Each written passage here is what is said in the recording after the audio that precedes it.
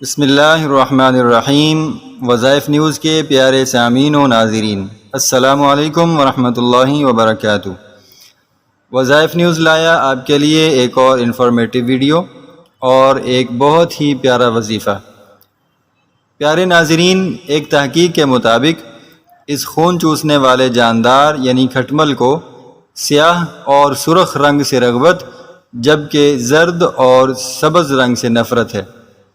سائنسدانوں کا ماننا ہے کہ ان معلومات کی بنیاد پر انہیں پھانسا اور پکڑا جا سکتا ہے۔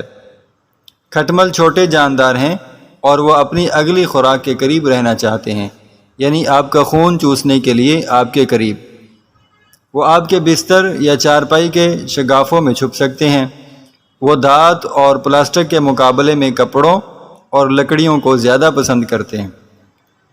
برطانوی ٹی وی کے مطابق ڈاکٹر میک نیل اور ان کے ساتھیوں نے یہ پتہ چلانے کی کوشش کی ہے کہ آیا کہ کھٹمل کے مسکن میں رنگوں کا کوئی اثر ہو سکتا ہے یا نہیں، تو ان کی تحقیق اس نتیجہ پر پہنچی کہ کھٹمل دیگر رنگوں کی بجائے وہ اپنے جسمانی رنگ کے مطابق سرخ اور کالے رنگ کو زیادہ پسند کرتا ہے اور انہی رنگوں کو اپنا مسکن بناتا ہے۔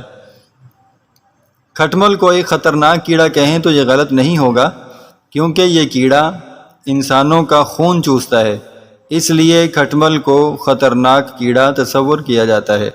لیکن اب کھٹملوں سے پریشان ہونے کی بالکل ضرورت نہیں ہے، کیونکہ ہم کھٹملوں سے نجات دلانے کے لیے ایک بہت ہی مجرب عمل بتانے والے ہیں۔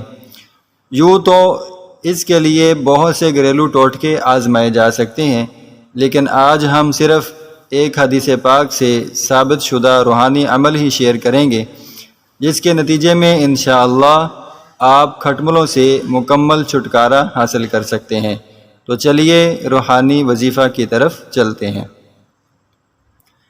نزہۃ المجالس میں مختلف کتب حدیث کے حوالہ سے حضرت ابو داؤد اور حضرت ابو ذر رضی اللہ تعالی عنہما سے روایت ہے کہ نبی اکرم صلی اللہ علیہ وآلہ وسلم نے ارشاد فرمایا کہ جب تمہیں کھٹمل ستائیں تو ایک پیالہ پانی لیں اور اس پر یہ آیت وَمَا لَنَا أَلَّا نَتَوَكَّلَ عَلَى اللَّهِ پڑھ کر دم کریں اور یہ کہیں کہ اگر تم مومن ہو تو اپنے شر اور ایذا کو ہم سے دور رکھو۔ پھر پانی کو اپنے بستر کے چاروں طرف چھڑک دیں اور آرام سے سو جائیں۔ تو یہ تھا حدیث سے ثابت شدہ روحانی وظیفہ۔